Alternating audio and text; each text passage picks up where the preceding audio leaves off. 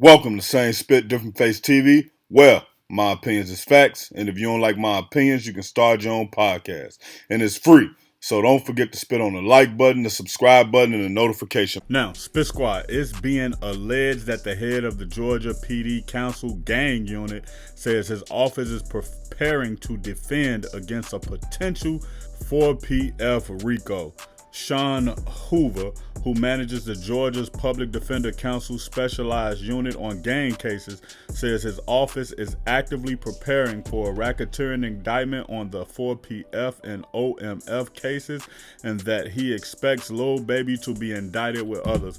Now, this is going to be an unfortunate situation how they actually play this out. And one thing I'm going to say about Lil Baby is in real trouble. Why? Because the Fulton County District Attorney got made look like a fool in that Young Thug case, and they won't have it happen twice. So when they come in this, they're going to come into this with overkill. Any deals that they offer with anybody to cooperate, those deals are going to be ironclad. Those people not going to be able to get on the stand and say, well, I don't remember. Well, I lied. Well, you forced me. Well, Rice Street was just so bad that I wanted to get out of jail. If they let that happen to them twice, it's going to be crazy. And I definitely feel like they're going to have a different prosecutor. They're not going to use a woman.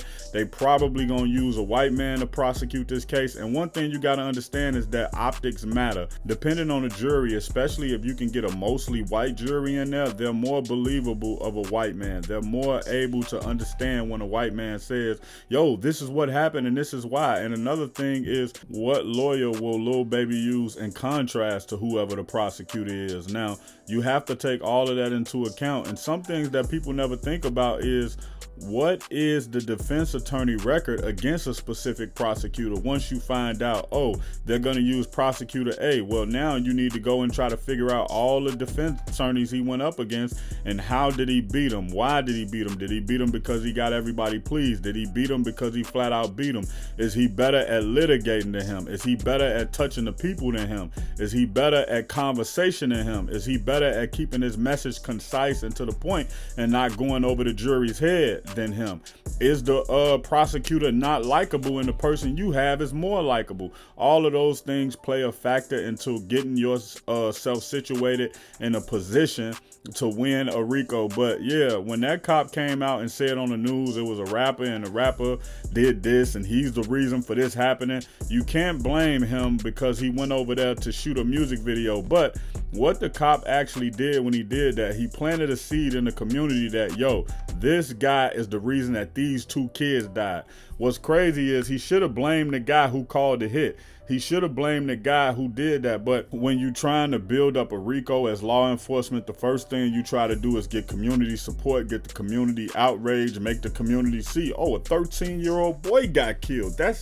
So, and when we look at a lot of these situations, we say it's a 13-year-old boy, but it could be a 13-year-old boy who was in the streets. And when you in the streets, 13 ain't the same as a regular 13-year-old who going to pool parties and who going to school and who getting grades and doing things. Now, I'm not saying that nobody deserves to be killed. That's not what I'm saying.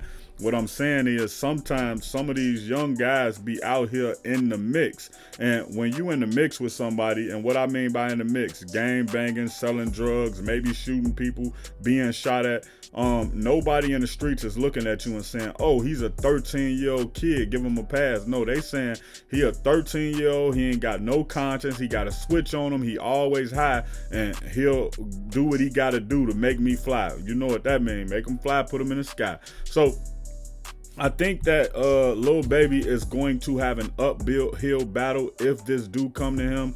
A long time ago, Lil Baby should have just got out of Atlanta, but you know his family there, and you know how that go, man.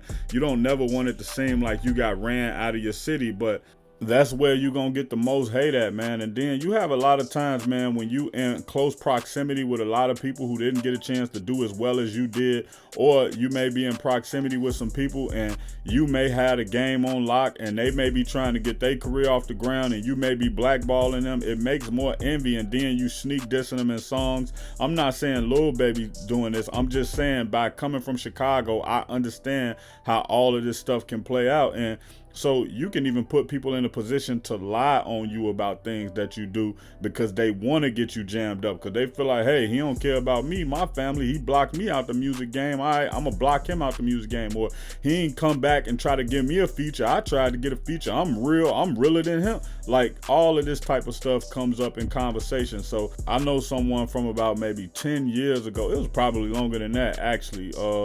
Yeah, because they died in 2015. So yeah, it probably would have been like in 2010. They ended up catching a case where somebody that they didn't like from the other side was going to get on the stand and lie and say that they shot somebody that they didn't shoot. So in that process, they ended up copping out and taking like 2 years. They pled to a lesser charge. They got 5 years total, but got like 2 years credited time and was out of jail with like a year and a year and a half for like good time, all of that, right? But anyway, the purpose of that is people will definitely get on the stand and lie on you. And so sometimes you don't get out of town because you scared. You get out of town to save your life and to save your family life and to save your lineage. We've seen all the documentaries that Lil Baby has done where his family has said, yo, he was the hustler, he was the breadwinner, he was the one going outside, he was the one that we knew was gonna be something.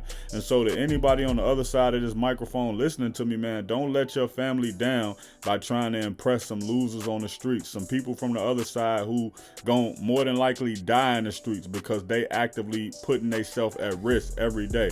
The more risk you put yourself at, the more chance and risk you have of yourself going down and being put in a bad position. So if you're new to the channel and want more updates about this Lil Baby 4PF Rico, I need you to hit that subscribe and a like button. Check out my original Chicago hood movie in the end screen, No Time to Play Fair. If you into sneakers, you a sneakerhead, you love seeing the new Jordans, Pumas, whatever it may be, subscribe to Kicking It with Fairplay 2333. If you trying to follow me on my basketball journey, my weightlifting and fitness journey, and also be inspired to get back on your fitness journey, subscribe to Fairplay, Flex, and Fadeaway. Also, any of these pages I just named, you can also find them on TikTok or Instagram.